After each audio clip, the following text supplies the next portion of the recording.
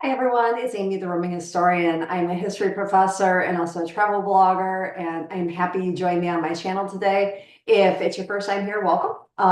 It's a crazy little group of people who enjoy history and traveling to historical sites. I am very unpolished and unprofessional, and, and as it will be readily apparent to you in a few minutes. For those of you who came back, well, thank you so much. I appreciate all of you guys. If you like this video, please, give me a thumbs up. Please follow my channel and share my content, and I would appreciate it. So today I wanted to talk to you about a place that I just adore, which is the Uffizi Gallery in Florence, Italy.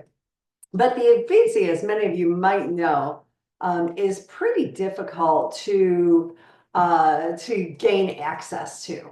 The Uffizi tickets are lined up and it's out the door. Just to talk about it a little bit, the Uffizi Gallery itself is actually the former offices of the Medici.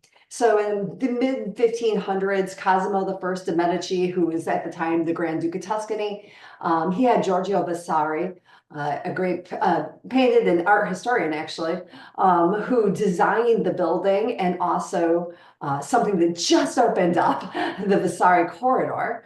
So very cool there. The Vasari corridor is this. You see this long walkway here? This connects. It goes all over the Arno River here, over what's called the Ponte Vecchio, the old bridge, and it connects what was the Pitti Palace, the palace that the Medici lived in, with their offices, so they could get to work, and then they could even go on to the Signoria, where politics were held.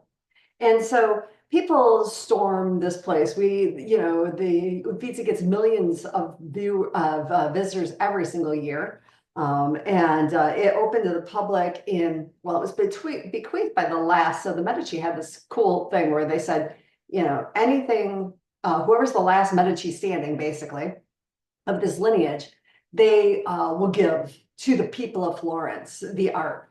And what's wonderful is that means that's why Florence is such a cool art, like art enclave, is that so many just, fabulously, I can't even think of how much money is actually left there because all their homes then were open to the public. Their art was put on display. And so in 1769, the Uffizi was made public to the people. So I'll just show you a couple of pictures. Here's some of the art that, Botticelli's Birth of Venus. There's a large art, Renaissance art section. But they also have Roman statuary, Greek statuary from ancient times. There's Baroque paintings like Caravaggio and Artemisia Gentileschi. You can find all sorts. There's Raphael. The Uffizi itself, makes like a U shape. So when you enter, you'll go up a series of stairs, and then you kind of walk around here, and here you can see one of the corridors. And here we have, a very packed corridor, and that's what it generally looks like. So I'm going to put back on art for a minute. That's what it generally looks like. It generally is incredibly busy. And you will see lines of people standing outside the door waiting to get in. And you don't want to be those people. You don't want to be the people who didn't plan ahead. So that's what I'm here today to talk to you about, is the ways to see it. So the cheapest way would be to book through the Uffizi Gallery itself. And so you can buy tickets, and I will have that link below. What I would suggest is, and that is very good, I have an annual pass to the Uffizi, so obviously I go there quite a bit when I'm in town. I live in the United States and teach in the United States, but when I'm in town, and that's how much I adore the Uffizi, that I actually have an annual pass, even though I'm an American citizen. And so that is the easiest, but if it's your first time, I think that you should definitely get a tour. And I will, full disclosure, if you use any of the links, not the Uffizi link, because that's not commissioned at all. But if you use my Viator link, my tour guide link, or my Live Tours link, I do get a small commission off of those. However, it does not increase your price at all. It just helps support the channel and my travels. And so I recommend, and I'm going to give you varying price points. I recommend a tour. I think for the first time, it is overwhelming. The first time I went there, I made the mistake of not getting a tour. I then since have actually booked several tours, even though it was my repeat time, because I needed to have somebody put into context the building itself, the history of the building, and then pointing out there's so much fabulous art that you can just be inundated and overwhelmed, and to have somebody say, okay, this is what you need to see. Here's the Leonardo da Vinci room. Here's where, here's these Botticelli paintings. Here's what Botticelli was thinking when he painted that. That kind of background is fabulous. So on the smallest scale, where you're going to have the fewest people, you have Live Tours. Live Tours offers private, or they offer semi-private, which is 6 or fewer. They hire locals. And so I'll just show you a few here. You could do the masterpieces of the Renaissance. This is an Uffizi Gallery tour of 2 hours. You could do first entry for an express tour for 1.5 hours, or you could do a Florence full day.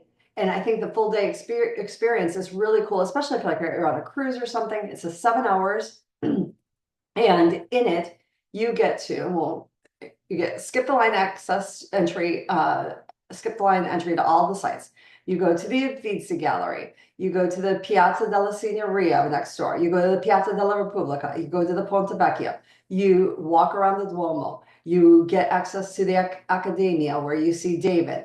And then you can do an optional Duomo or bell tower climb. Those are great. They are a little bit more expensive. On a slightly lower price point, we have the tour guide. The tour guide offers a little bit bigger sizes, but still manageable small groups, around 15. And you can see there's lots of different things, both private and small group, like Skip the Line Uffizi Gallery tour, or another, Florence in the day, where you can do both the Accademia and the Uffizi. And so if you're one of those people who's just in Florence for a small amount of time, you really need these kind of tours, because just even navigating the landscape of getting the tickets, making sure that you get your reservation online, booking that reservation, picking up the tickets. These are kind of difficult things for the first timer. And then lastly, there's Viator. And Viator will have some of your least expensive options. Like here we see a Uffizi small group tour with guide for starting at $70. So, but just be careful, okay? With this one, be careful. There are many great options, but look for things like bestseller. Be wary, like this one, I probably personally would not book this. I see that many people have reviewed it, 284, and it's got 3.8. I like to look at in the 4s and with high amounts. It's hard to get a 5 if you have 33,578 people. I mean, 10 people don't generally agree on something. But you can also, with Viator, you can find things like a badge of excellence. And so you see here where if you're looking for the badge of excellence, it gives you a little bit better feeling that, okay, this is probably safe, and I can do that. And one thing that's really nice about Viator, which I love about Viator, is that it's a great place to have all my tickets in one place. And so I use them quite frequently, actually, when I'm buying tickets, so that I don't have an email over here and an email from this one, an email from this one. I can just look in my Viator and say, okay, here's all the tickets right here. Everything's nicely put together for me, so I don't have to worry about flipping around trying to find the right link. So anyways, that's all I have for you today. I just wanted to talk to you about that. In the description box below, I'll have the links for Live Tours, for Viator, for Tour Guide. I'll also put that link for the official Uffizi Gallery website so that you can see about that yourself. But please, please, please do one thing. If this is something you want to see, and trust me, you want to see it, even if you just like art and architecture a little bit, you'll want to see it. You need to book in advance, especially if you want to try to add on that Vasari corridor. That Vasari corridor is going to go fast, fast, fast, fast. When I booked mine for this year, I was booking well in advance and they were already almost sold out for mine. So go ahead and get that. All right. Well, have a great day. Tell me, I'd love to hear in your comment below, what's your favorite, if you've been to the Uffizi Gallery, what's your favorite piece of art, or maybe who's your favorite artist? You've never been to the Uffizi yet, but you have a favorite artist. Who would you like to see? Who gets your artistic, dreams going? All right. Thanks and have a great day. I hope everyone has happy travels. Take care.